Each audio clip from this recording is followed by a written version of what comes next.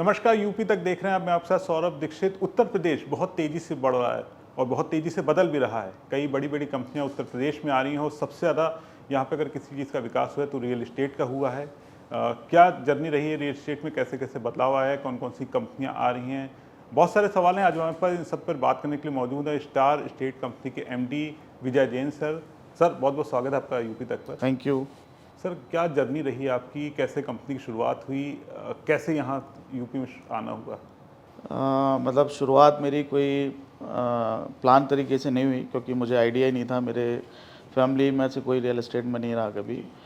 मैं दिल्ली था, यूपीएससी की प्रिपरेशन करता था। मैं प्रॉपर आगरा से हूँ। फिर मैं आगरा था तब मेरे कोई परिचित थे, वो एक रियल एस्टेट प्रोजेक्ट बना रहे थे। उन्होंने मुझे अप्रोच किया कि इस प्रोजेक्ट को सेल करने के लिए।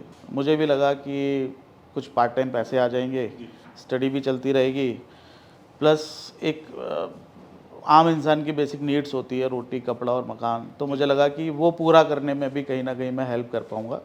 तो कोई बड़ा प्लान नहीं था कि कुछ बड़ा काम करना है, बस ये था कि एक शुरुआत हो गई, जैसी भगवान की, प्रभु की इच्छा। तो वो एक शुरुआत हो चुकी गई थी, बस ऐसे ही।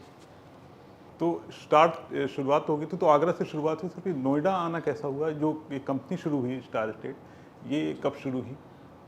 2018 में मेरा नोएडा हमने प्रॉपर स्टार्ट किया। एक्चुअली जेवर एयरपोर्ट का अनाउंसमेंट हुआ 2017 में। सेंट्रल में, स्टेट में सेम गवर्नमेंट थी। तो आइडिया था अब ये प्लान ज़रूर एग्जीक्यूट होगा, क्योंकि पुरानी गवर्नमेंट में प्लान तो काफ़ी आए पर एग्जीक्यूट नहीं हुए। तो मुझे लगा ये एग्जीक्यूट भी होगा। और एयरपोर्ट आना अपने आप में एक बहुत बड़ा एडवांटेज है, खासकर यूपी के लिए। इंडिया का सबसे बड़ा लार्जेस्ट एयरपोर्ट है।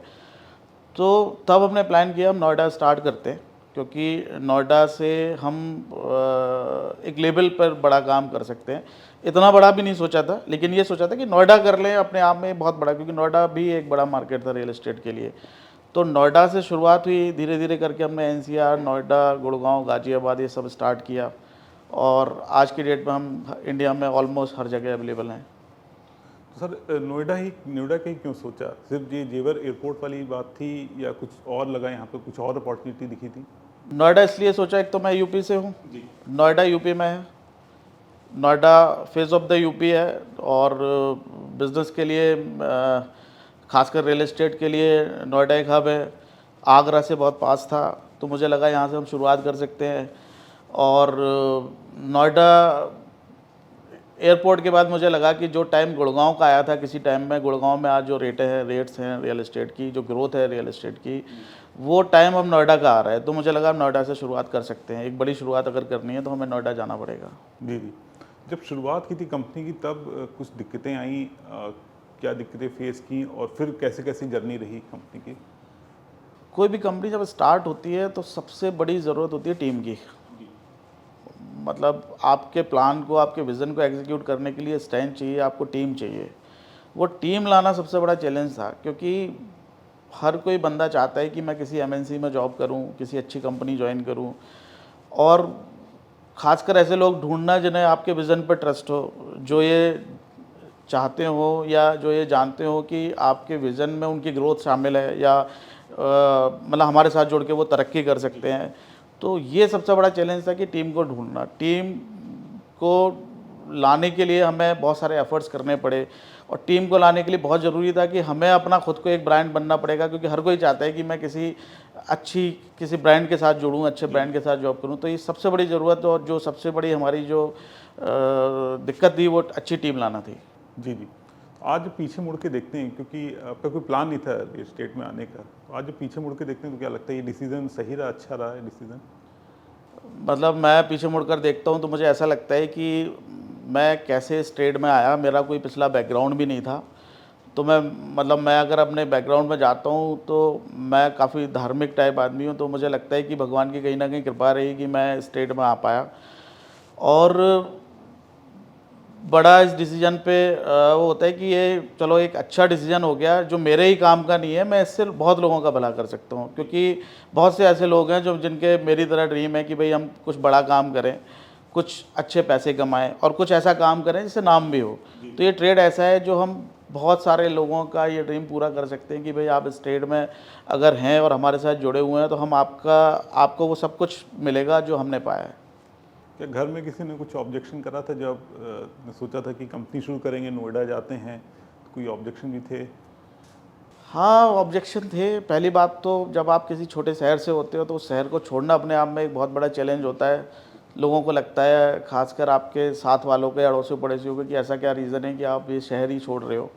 तो ये बहुत बड़ा चैलेंज था कि एक शहर से शिफ्ट होना दूसरे शहर में। और बाकी तो आज की डेट में कंपटीशन इतना है कि कुछ लोग जो आपके साथ होते हैं उनके अलावा बाकी सभी एक लोग ये सोचते हैं कि भाई ये आदमी सक्सेसफुल नहीं होगा। हर किसी के साथ ये स्थिति है। और अच्छा, ऐसे लोग साथ होते हैं तो उन्हीं की वजह से उन्हीं के बारे में सोच के लोग आगे बढ़ पाते हैं कि यार मैं अब पीछे नहीं लौट सकता, क्योंकि अगर मैं पीछे लौटा या वापस गया तो फिर ये लोग दोबारा इनको कहने का मौका मिलेगा।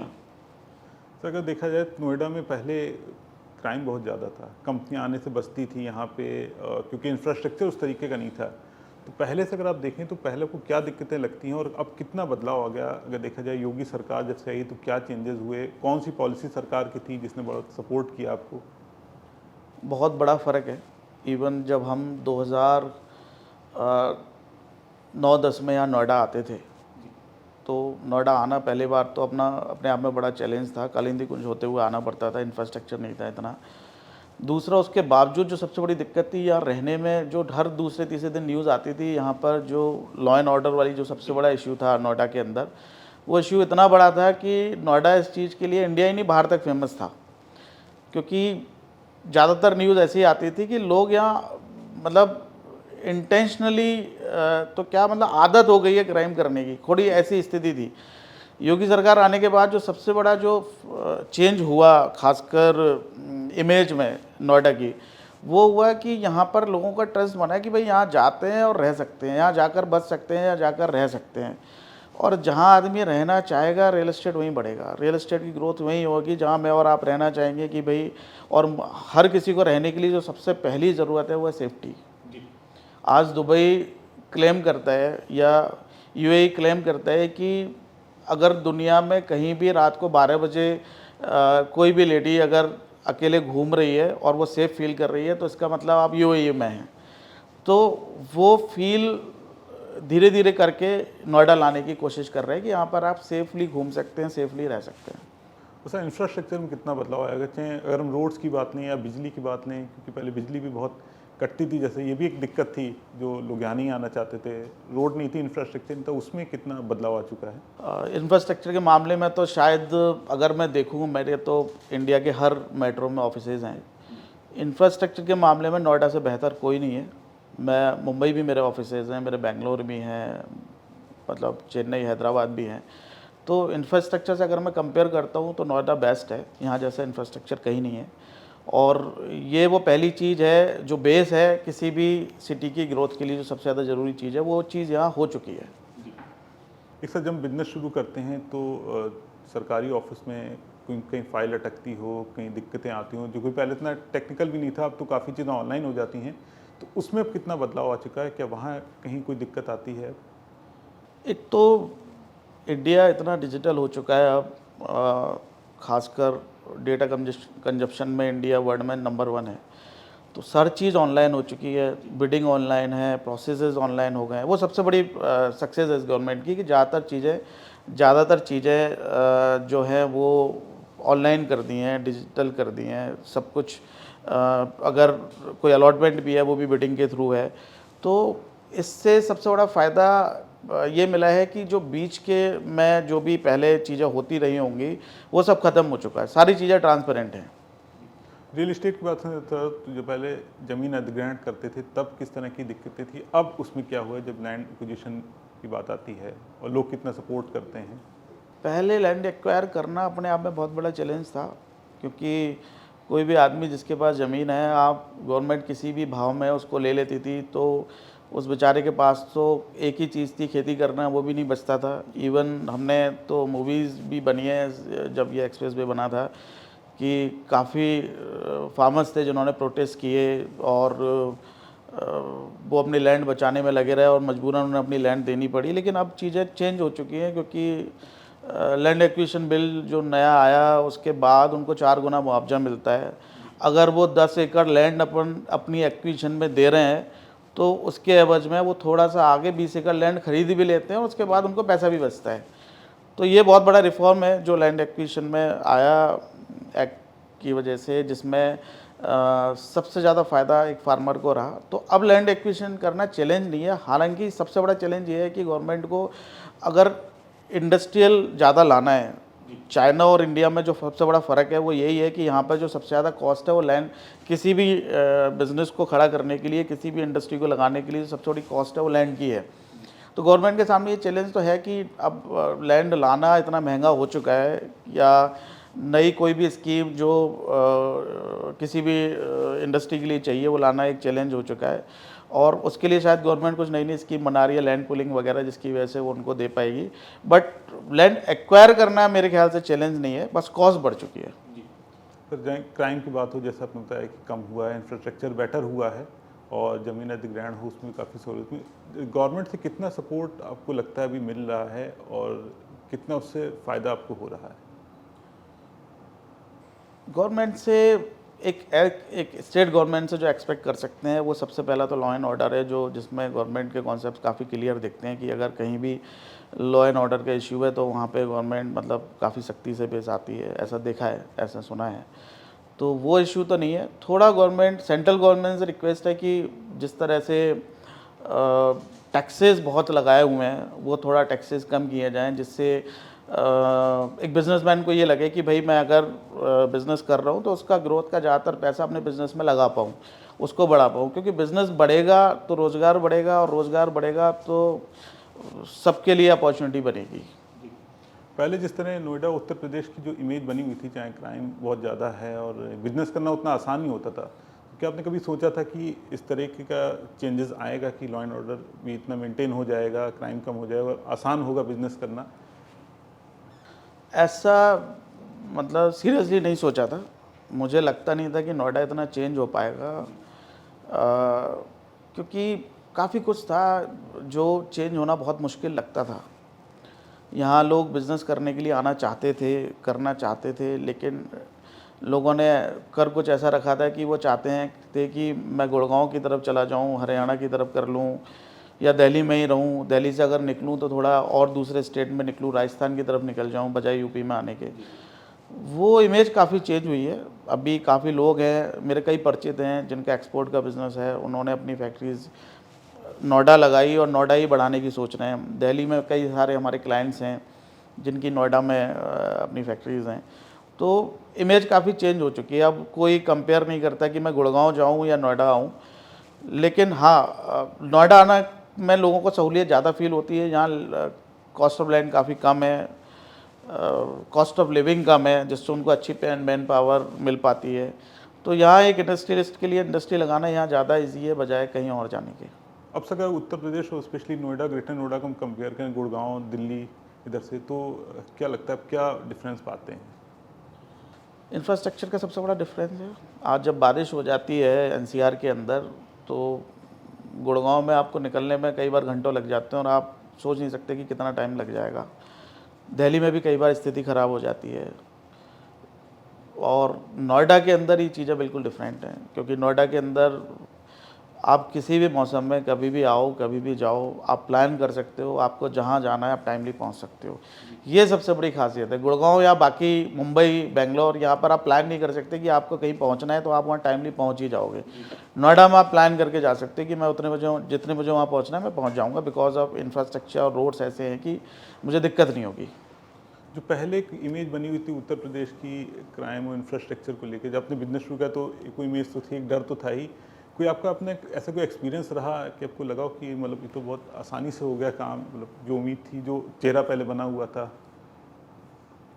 आसानी से बिज़नेस सेटअप आसानी से हो गया, ऐसी मुझे उम्मीद नहीं थी।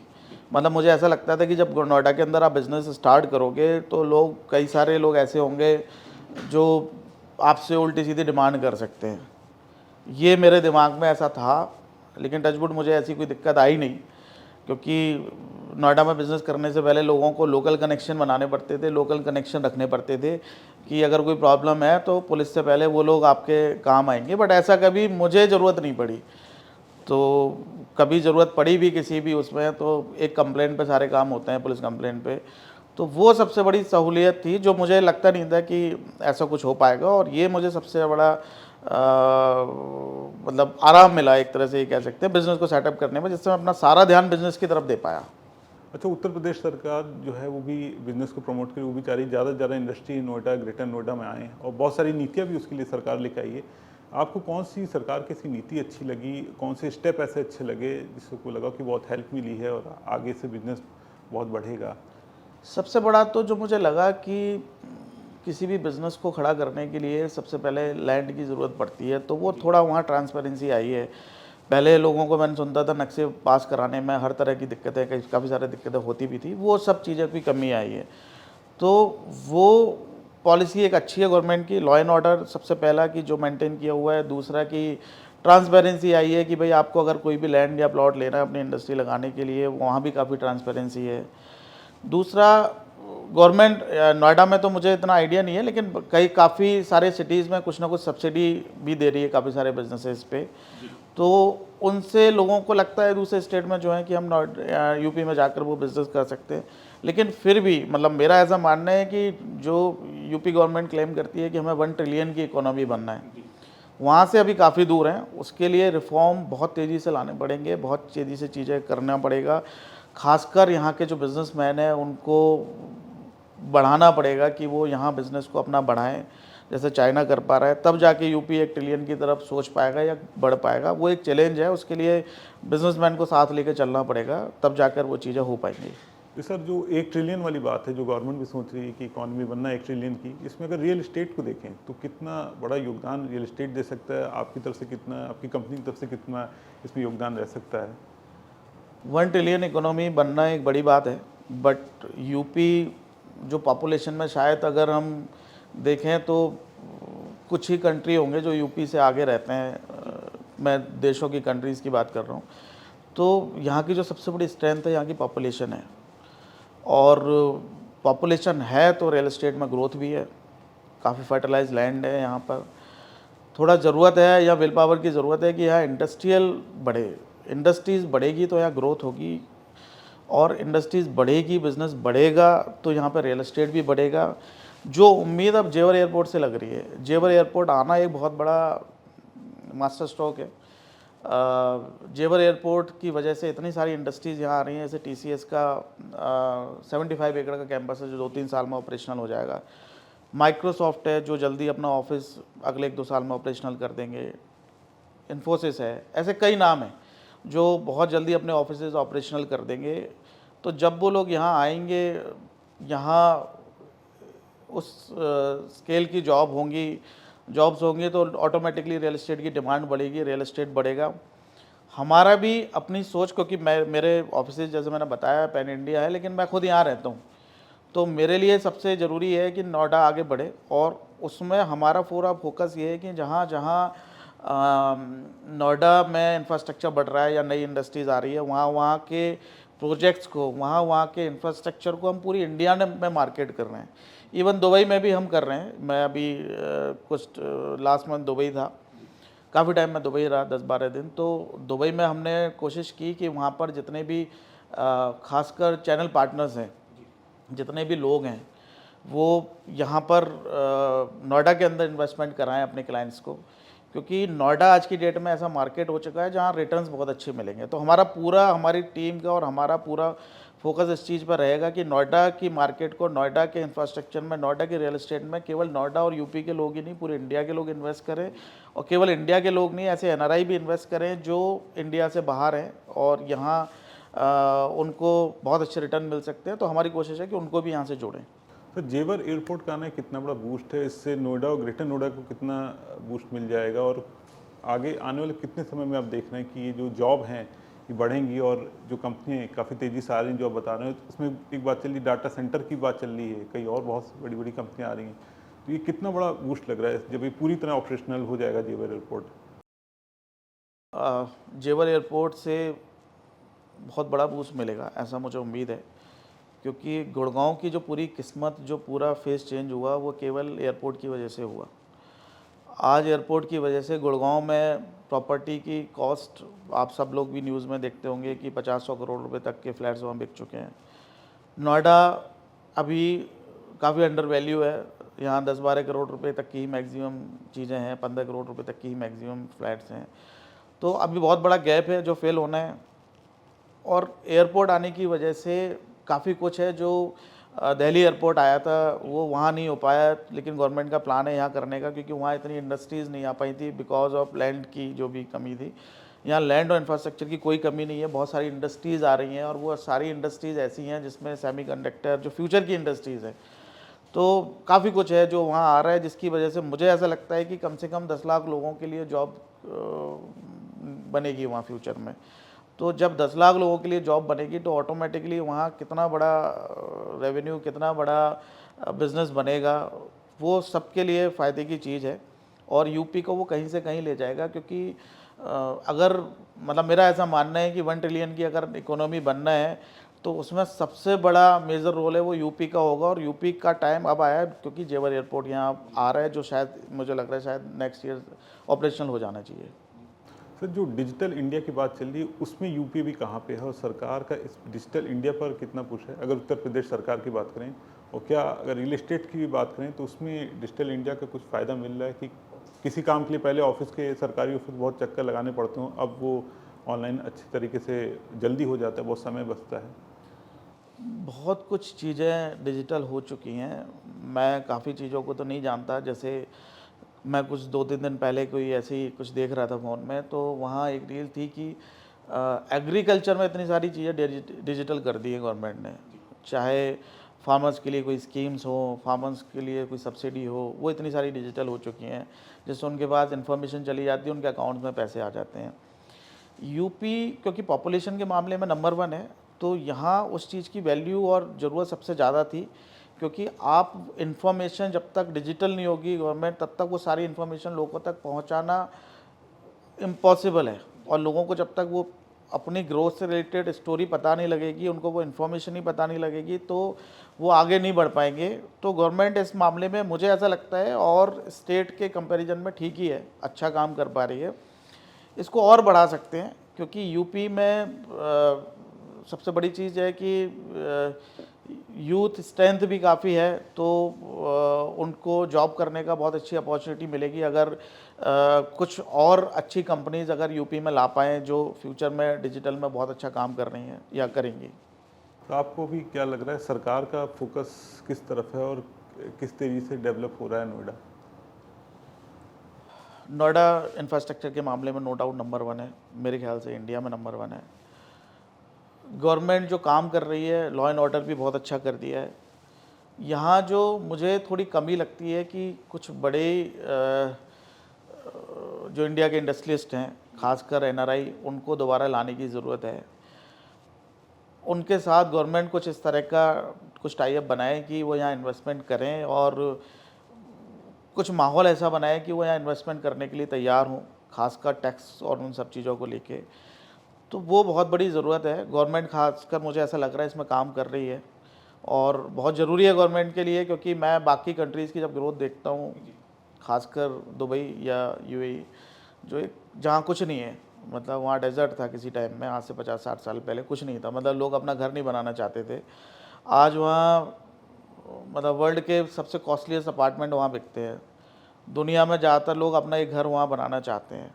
तो जैसा यूएई ने किया वैसा कुछ गवर्नमेंट को यहाँ यूपी में करना चाहिए, कर सकते हैं, क्योंकि हमारे पास इतना नेचुरल रिसोर्सेज हैं, खासकर पानी, फर्टिलाइज लैंड, ये बहुत कुछ चीज़ें हैं जो यहाँ हैं। थोड़ा ज़रूरत है ऐसी पॉलिसीज़ लाने की जिसकी वजह से वो एनआरआई यहाँ आए और इन्वेस्टमेंट करें और यहाँ अपनी इंडस्ट्रीज़ लगाएं। रियल एस्टेट की अगर बात करें तो क्या लग रहा है आपको अभी गवर्नमेंट को क्या स्टेप लेने चाहिए कि रियल एस्टेट को और फ़ायदा हो और तेज़ी से बढ़ जाएगा रियल एस्टेट? रियल एस्टेट के लिए गवर्नमेंट वैसे काफ़ी कुछ कर चुकी है, रेरा आ चुका है।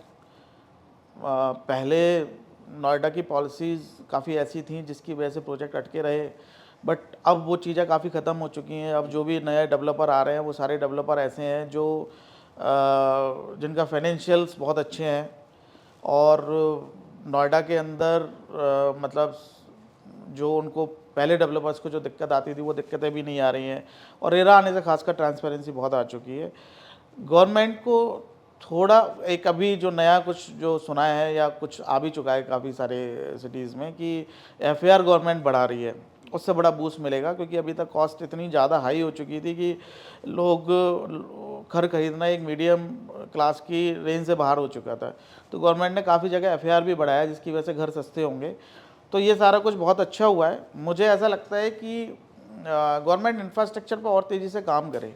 खासकर नोएडा के अंदर तो बहुत अच्छा है, लेकिन काफ़ी और सिटीज़ हैं जिनके अंदर इंफ्रास्ट्रक्चर को इम्प्रूव करने की ज़रूरत है। जो कानपुर, आगरा जो फ्यूचर के ग्रोथ इंजन बन सकते हैं, तो इन सिटीज़ में भी काफ़ी अच्छी ग्रोथ है, क्योंकि बिज़नेस है। तो यहाँ इंफ्रास्ट्रक्चर या और भी कुछ सिटीज़ हैं जहाँ इंफ्रास्ट्रक्चर अगर बढ़ता है इंफ्रास्ट्रक्चर तो ग्रोथ बहुत तेज़ी से आ सकती है। तो उस पर काम थोड़ा और ज़्यादा करने की ज़रूरत है।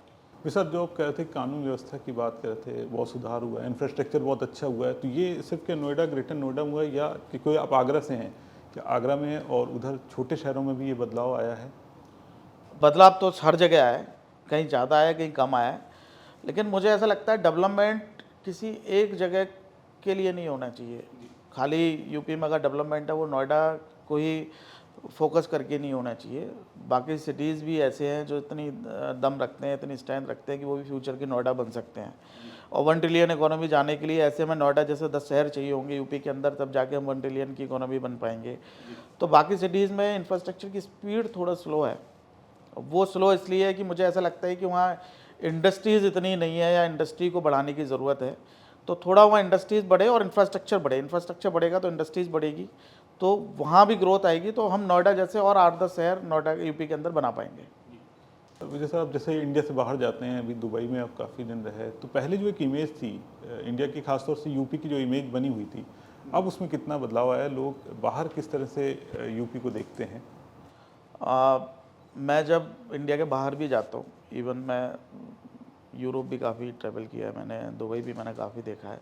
मैं हर उस जगह जाने की सोच रखता हूँ जहाँ पर इंडिया के लोगों ने तरक्की की है, इंडिया के लोग आगे बढ़े हैं। तो जब हम दुबई को देखते हैं या यूरोप को देखते हैं, मुझे तो ज़्यादातर नॉर्थ इंडियन लोग मिलते हैं जो हर बिज़नेस में वहाँ सक्सेसफुल हैं और बड़ा काम कर पा रहे हैं, मोस्टली लोग। मतलब इवन कुछ कंट्रीज़ तो ऐसे हैं, जब हम एयरपोर्ट से निकलते हैं वहाँ हिंदी से शुरू होते हैं, वापस एयरपोर्ट आने तक वहाँ हिंदी में लोगों से बात करते हैं, और बहुत कॉमन सी लैंग्वेज है वहाँ पर, क्योंकि वहाँ इंडियंस इतने सारे हैं, खासकर नॉर्थ इंडियंस इतने सारे हैं। तो ज़रूरत अब ये है कि वो लोग जब वहाँ जाके इतना बड़ा कुछ बिज़नेस कर सकते हैं, तो यहाँ भी बिज़नेसमैन के लिए कुछ इस तरह की चीज़ें बनाई जाएँ कि वो भी यहाँ यूपी की ग्रोथ में अपना जो भी मैक्सिमम योगदान दे पाएँ, मैक्सिमम यहाँ के लिए कर पाएँ। सर, मैं एक थीम है यूपी की उड़ान में बहुत सारे से बात की, तो मैं जो यूपी की उड़ान है, इसके तहत इंडस्ट्रियलिस्ट को, जो युवा हैं, उनको आप क्या संदेश देना चाहेंगे जो स्टार्टअप और इसमें बिजनेस में आना चाह रहे हैं? मैं क्योंकि यूपी से हूँ और यूपी में अपॉर्चुनिटी की कोई कमी नहीं है, और मैं अब पूरे इंडिया बिज़नेस कर रहा हूँ। फ्यूचर में हम दुबई और लंदन और न्यूयॉर्क भी बिज़नेस करने का प्लान कर रहे हैं, रियल एस्टेट। तो मेरा ये मानना है कि कोई भी काम छोटा नहीं होता, और हर काम में इक्वल ग्रोथ है और बड़ी ग्रोथ है। हमें यूपी का होने के नाते कम से कम कोशिश ये करनी चाहिए कि अपनी इंडस्ट्री, अगर हमारा जितना बिज़नेस बाहर है उनका एक बड़ा पोर्शन हम यूपी के अंदर ही रखें। भले ही उसको ये ना सोचें कि हर जगह से कमाई हो, थोड़ी कम भी प्रॉफिट हो तो चलेगा, लेकिन अपनी कोई ना कोई एक इंडस्ट्री लगा के यूपी के अंदर रखें, जिससे यहाँ लोगों को रोज़गार मिल पाए और यहाँ की ग्रोथ हो पाए। क्योंकि यूपी में मैंने बताया, जैसे आपको बाहर मुझे ऐसे लोग मिलते हैं कि जो ज़्यादातर मोस्टली यूपी से होते हैं, तो यूपी के लोगों में वो ताकत है, वो करने का एक जुनून है कि जो बाहर जाके अगर इतना सब कुछ कर सकते हैं, जहाँ उनका कोई नहीं था तो यहाँ तो उनके इतने सारे लोग हैं, तो यहाँ आके वो बड़ा काम कर सकते हैं। थोड़ा गवर्नमेंट को ज़रूरत है कि उनके लिए कुछ अच्छी पॉलिसीज़ बनाए, जिससे वो यहाँ काम करें, और इस तरह के कुछ करे, उन लोगों को बुलाए, याद करे साल में एक बार कि हाँ साहब आप आओ यहाँ और बिज़नेस करो। वैसे हमने आपसे बहुत सारी बातें की, यूपी को लोग बाहर किस तरीके से देखने, कितना बदलाव आ चुका है, कानून व्यवस्था की बात हो, इंफ्रास्ट्रक्चर की बात हो, पिछले 10 सालों में कैसी जर्नी रही, गवर्नमेंट की क्या पॉलिसी रही, आपने बहुत अच्छे से समझाया है, और आपने यूपी तक को अपना समय दिया। बहुत बहुत शुक्रिया सर आपका। Thank you so much. तो विजय सर से हमने समझा कि रियल इस्टेट कितना बदल रहा है, यूपी कितना बदल चुका है, पिछले 10 सालों में कितना बदलाव आया है, सरकार की कौन सी पॉलिसी हैं जिसने काफ़ी मदद की है, अब सरकार की आगे की क्या पॉलिसी, किस तरह से नई नई इंडस्ट्रीज यहाँ आ रहे हैं, बाहर से लोग कंपनी यहाँ पे लगाना चाहते हैं, कानून व्यवस्था बेटर हुई, इंफ्रास्ट्रक्चर बेटर हुआ है। आपको विजय सर के साथ हमारी ये बातचीत कैसी लगी, कमेंट करके बताइएगा। आपके कुछ सवाल हों तो वो भी लिखेगा।